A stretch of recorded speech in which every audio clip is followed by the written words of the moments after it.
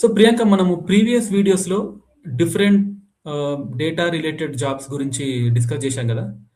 దాంట్లో నువ్వు ఒక పాయింట్ రేజ్ చేసావు. ప్రీవియస్గా మనకు ఈటీఎల్ డెవలపర్స్ ఉండేవాళ్ళు, ఈటీఎల్ ప్రాసెస్ ఉండేది. ఇప్పుడు ఈఎల్టీ ప్రాసెస్ వచ్చింది. కొంచెం దాని గురించి క్లియర్గా ఎక్స్ప్లెయిన్ చేస్తావా? అసలు ఆ ఈటీఎల్ ప్రాసెస్ అంటే ఏంది, ఈఎల్టీ ఏంది, దాని డిఫరెన్సెస్, పాతప్పుడు మనం ఆ ఎక్స్ట్రాక్ట్ ట్రాన్స్ఫర్మేషన్ లోడింగ్ ఎందుకు యూజ్ చేసేవాళ్ళు, మరి ఇప్పుడు ఈ ఎల్టీ ప్రాసెస్కి చేంజ్ అవ్వాల్సిన అవసరం ఏమొచ్చింది, దానివల్ల ఉన్న అడ్వాంటేజెస్ ఏంది? కొంచెం ఈ ప్రాసెస్ని క్లియర్గా స్టెప్ బై స్టెప్ ఎక్స్ప్లెయిన్ చేస్తాం. షూర్. సో ఈటీఎల్ ఏంటంటే మనకి traditional way of loading data. ఇప్పుడు జనరల్గా మనకి ఏదైనా ఒక ప్రాసెస్లో ఆర్ డేటా పైప్ లైన్లో ఫస్ట్ స్టేజ్ మనం డిస్కస్ చేసినట్టు it's like loading the data. First data available ఉండాలి మనకి, రైట్? సో ఫస్ట్ ఏం చేసేవాళ్ళు అంటే డేటా అంతా డిఫరెంట్ ఎక్కడి నుంచి అయినా సరే ఇప్పుడు ఎక్స్ట్రాక్ట్ చేసేసి దాన్ని అంతా లైక్ మనకు కావాల్సిన డేటాబేస్ స్టైల్లో, లైక్ సపోజ్ ప్రీవియస్గా ఏం యూస్ చేసేవాళ్ళు ఎస్క్యూఎల్, రైట్? ఎస్క్యూఎల్ డేటాబేస్లో ఏంటంటే డిఫైన్డ్ స్కీమాస్ ఉంటాయి, టేబుల్ స్ట్రక్చర్స్, డేటాబేస్ స్ట్రక్చర్ ఒక పర్టికులర్ ఫార్మాట్ ఉండేది కదా. సో ఆ ఫార్మాట్లో ట్రాన్స్ఫార్మ్ చేసి అలానే సేమ్ ఆ డేటాబేస్లో లోడ్ చేసేసేవాళ్ళు. ఎందుకంటే ప్రీవియస్లీ మనకున్న డేటా అంతా స్ట్రక్చర్డ్ డేటా ఉండేది కాబట్టి. బట్ ఏమైపోయింది, మనకి డేటా చాలా చేంజ్ అయిపోయింది. Semi structured and unstructured data వచ్చేసింది. ఇప్పుడు మనం తీసుకుంటే సోషల్ మీడియాలో అవైలబుల్ డేటా ఆర్ ఎల్స్ వేరేది ఏదైనా తీసుకుంటే ఇట్స్ వెరీ అన్స్ట్రక్చర్డ్ డేటా. ఆ డేటాని మనం ఫస్ట్ ఆఫ్ ఆల్ స్టోర్ చేయడానికి different type of databases use చేస్తున్నాం which support unstructured data, right? No SQL databases కానీ లేకపోతే డిఫరెంట్ క్లౌడ్ స్టోరేజ్ ఇలా డిఫరెంట్ యూస్ చేస్తున్నాం మనం. ఇప్పుడు ఆ పర్టికులర్ డేటాబేస్లో మనం ఏంటంటే ఫస్ట్ డేటాకి ఒక ఫిక్స్డ్ స్కీమా ఉండదు. సో మనం ఏం చేస్తున్నామంటే స్కీమా ఫిక్స్ చేయకుండా ఫస్ట్ డేటాని లోడ్ చేసేసి దాని తర్వాత దాంట్లో ఎలాంటి ట్రాన్స్ఫర్మేషన్స్ కావాలో చేసుకుంటున్నాం.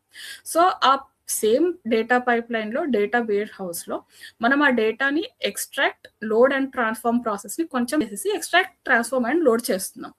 సో బేసిక్గా ఏమైపోతుంది అంటే డేటా ఫస్ట్ మనకి ఒక ఫిక్స్డ్ స్కీమా లేకుండా ఎలా కావాలన్నా ట్రాన్స్ఫార్మ్ చేసుకోవడానికి. ఎందుకంటే same data like different formats ఉంటుంది కదా. ఇప్పుడు images, video, audio different formats నుంచి మనకి కావాల్సినట్టు దాన్ని చేంజ్ చేసుకోవడానికి మనకి ఈజీ అవుతుంది. ఫస్ట్ మనం ఒక ఫిక్స్డ్ ఫార్మాట్ పెట్టట్లేదు కాబట్టి, రైట్?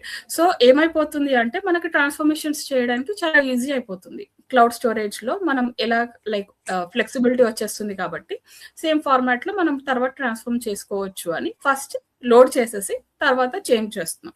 ఇదొకటి. ఇంకో దీనివల్ల మేజర్ అడ్వాంటేజ్ ఏంటి అంటే లైక్ ఇంతకు ముందు మనకి ఈటీఎల్ టూల్స్ యూస్ చేస్తే ఫిక్స్డ్ టైప్ ఆఫ్ స్కీమా ఉండేది. లైక్ సడన్ గా డేటాలో చేంజెస్ వచ్చేసాయి అంటే లేటర్ ఆన్ అది మనకు చేంజ్ అయ్యారంటే మొత్తం స్కీమ్ చేంజ్ చేసి మళ్ళీ రివర్ట్ చేయాల్సి వచ్చేది, రైట్? ఇప్పుడు మనకి ఆ ప్రాబ్లం ఉండదు. డేటా ఎలా ఉన్నా సరే, ఎన్ని చేంజెస్ వచ్చినా సరే ఫస్ట్ లోడ్ చేసేస్తాము, తర్వాత మనకు కావాల్సిన స్కీమా డిజైన్ చేసేసుకుంటాం. సో కరెంట్ డేటాకి, కరెంట్ ఉన్న మన వాల్యూమ్ ఆఫ్ డేటాకి దిస్ ప్రాసెస్ వర్క్స్ బెటర్. అందుకే ఈఎల్టీకి చాలా చేంజ్ లైక్ అందరూ షిఫ్ట్ అయిపోతున్నారు. ఇంకోటి ఏంటంటే మనకి ఈటీఎల్లో ఏంటంటే లైక్ ఫిక్స్డ్ కెపాసిటీ ఉండేది, ఫ్లెక్సిబిలిటీ ఉండేది కాదు. లైక్ డేటా అంటే ఇదే ఫార్మాట్లో ఉండాలి, ఇంతే ఉండాలి, లైక్ ఈ స్ట్రక్చర్లోనే ఉండాలి.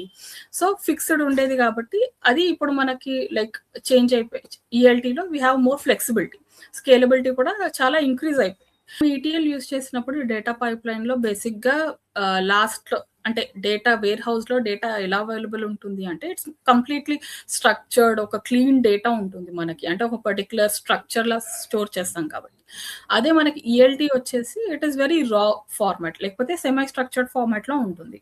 సో దానికి తర్వాత ప్రాసెసింగ్ చేసుకోవాల్సి వస్తుంది. లైక్ అట్ ది ఎండ్ మీకు కావాల్సిన ఫార్మాట్లో you will have to change it. And దీంట్లో ఏంటంటే లైక్ ట్రాన్స్ఫర్మేషన్ లేయర్ ఈటీఎల్ వచ్చేసి ఏమయ్యేది అంటే మనం మిడిల్ వేర్ అనే కాన్సెప్ట్ యూస్ చేసేవాళ్ళం ట్రాన్స్ఫార్మ్ చేయడానికి. మిడిల్ వేర్ దగ్గరకు వచ్చేసి మనం ట్రాన్స్ఫర్మేషన్స్ అన్ని మనకు డేటా ఎలాంటి ఫార్మాట్ కావాలి అంటే, ట్రాన్స్ఫర్మేషన్ అంటే బేసిక్గా జాయిన్స్ లేకపోతే మనకి ఎస్క్యూఎల్లో ఉంటాయి కదా, అంటే డిఫరెంట్ టేబుల్స్ని జాయిన్ చేయడం లేదంటే డేటాబేస్ నుంచి క్వెరీ చేయడం, ఇవన్నీ మనం either some external ETL tool లాగా యూస్ చేసి or else middleware use చేసేవాళ్ళం. కానీ ఇప్పుడు ఏంటంటే within the data lake or data warehouse మనం ఆ ట్రాన్స్ఫర్మేషన్స్ చేసుకోగలుగుతున్నాం బికాస్ డేటాకు ఒక ఫిక్స్డ్ స్కీమా లేదు కాబట్టి, రైట్? ఇంకోటి ఏంటంటే స్టోరేజ్ స్కీమా హ్యాండ్లింగ్ ఉంటుంది కదా! ఇప్పుడు స్కీమా ఏంటంటే ఫస్ట్ డేటా స్టోర్ చేసే ముందే స్కీమా ఇచ్చేస్తాం ఈటీఎల్‌లో. Right? So, schema on write అంటారు దాన్ని. అంటే ఒక డిఫైన్డ్ ఫార్మాట్‌లో సేమ్ అదే స్కీమా ఫాలో అవుతుంది కాబట్టి. అదే ఈఎల్టీ వచ్చేసి ఏంటంటే స్కీమా ఆన్ రీడ్. అంటే మీకు డేటా ఆల్రెడీ అవైలబుల్ ఉంటే దాన్ని మనం యూజ్ చేసుకునేటప్పుడు మనం స్కీమా డిఫైన్ చేస్తాం. మనకి ఈటీఎల్ వచ్చేసి డేటా ఒకవేళ మనం రీప్రాసెస్ చేయాలి అంటే చాలా ప్రాబ్లమ్ అవుతుంది. ఎందుకంటే ఈటీఎల్‌లో ఫస్టే మనం కావాల్సిన ట్రాన్స్‌ఫర్మేషన్స్ అన్నీ చేసేసి లోడ్ చేస్తాం కాబట్టి, తర్వాత మళ్ళీ చేంజెస్ చేయాలంటే మళ్ళీ మొత్తం డేటా ఎక్స్ట్రాక్ట్ చేసి, మళ్ళీ ట్రాన్స్‌ఫార్మ్ చేసి రీలోడ్ చేయాల్సొస్తది. కానీ ఈఎల్టీలో మనకు ఆ ప్రాబ్లమ్ ఉండదు. ఎందుకంటే రా డేటా అవైలబుల్ ఉంటుంది. మనకు కావాల్సిన transformations at the end stage చేస్తాం కాబట్టి it takes less cost also. ఎందుకంటే కంప్యూటింగ్ కాస్ట్ ఒకవేళ మనం చూసుకుంటే ఓవరాల్ స్కీమా చేంజ్ చేసి మళ్ళీ లోడ్ చేయడం it takes more cost, computational cost. కానీ ఈఎల్టీలో మనం ఆ కాస్ట్‌ని కూడా సేవ్ చేస్తున్నాం. అండ్ క్లౌడ్ స్టోరేజ్ అయితే లైక్ మనకు తెలుసు కదా! లైక్ ఫ్లెక్సిబిలిటీ, స్కేలబిలిటీ మనకి డేటా ఎంత చేంజ్ అయితే దాన్ని బట్టి cloud storage also we can modify. Flexibility చాలా యెప్. ఉంటుంది. ఇంకొకటి ఏంటంటే క్లౌడ్‌లో మనకి కాస్ట్ కూడా ఎట్ ది ఎండ్ అంటే డేటా ఎంత యూజ్ చేసాం దాన్ని బట్టి వి గెట్ ద బిల్లింగ్.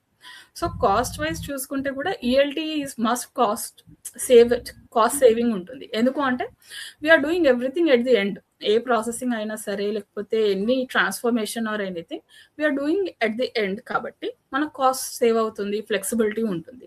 ఇంకొకటి ఏంటంటే లైక్ ఇప్పుడు డేటాబేస్ నుంచి మనం క్వెరీస్ రన్ చేయడం లేదంటే ఏదైనా డేటా అంటే మళ్ళీ దాంట్లో నుంచి ఏదైనా రోల్ బ్యాక్ లేకపోతే ఏదైనా చేయడానికి ఈటీఎల్‌లో యూ హ్యావ్ లైక్ ఏమంటారు ఫిక్స్డ్ కెపాసిటీ ఉంటుంది. మనకి అంటే క్వెరీస్ ఇచ్చినా కూడా ఇప్పుడు ఎస్‌క్యూఎల్ క్వెరీస్ ఎలా ఉంటాయి? ఒక స్ట్రక్చర్ ఉంటుంది. అంటే ఈ డేటాబేస్ నుంచి మనం ఒక క్వెరీ రన్ చేయాలి అంటే. కానీ ఇప్పుడు మనకి ఈఎల్టీ యూజ్ చేస్తే you have more flexibility again. అంటే మీరు ఎలాంటి క్వెరీయింగ్ అయినా సరే ఇట్ ఫాస్ట్ వస్తుంది ఒకటైతే like you get response quickly. And మనకు ఒక ఫిక్స్డ్ ఒక క్వెరీ ఈ ఫార్మాట్‌లోనే రన్ చేయాలి అని ఒక ఫిక్స్ ఉండదు. So ELT it becomes much easier. అంటే క్వెరీయింగ్ చేయడానికి రెస్పాన్స్ టైం అయిపోతుంది. ఇంకోటి ఏంటంటే మనం స్టోరేజ్ చేసే ముందు ఈటీఎల్‌లో వచ్చేసి సెన్సిటివ్ డేటా లేకపోతే మనకి ఇప్పుడు ఉంటాయి కదా! పిఐఐ డేటా అని కంపెనీస్‌లో.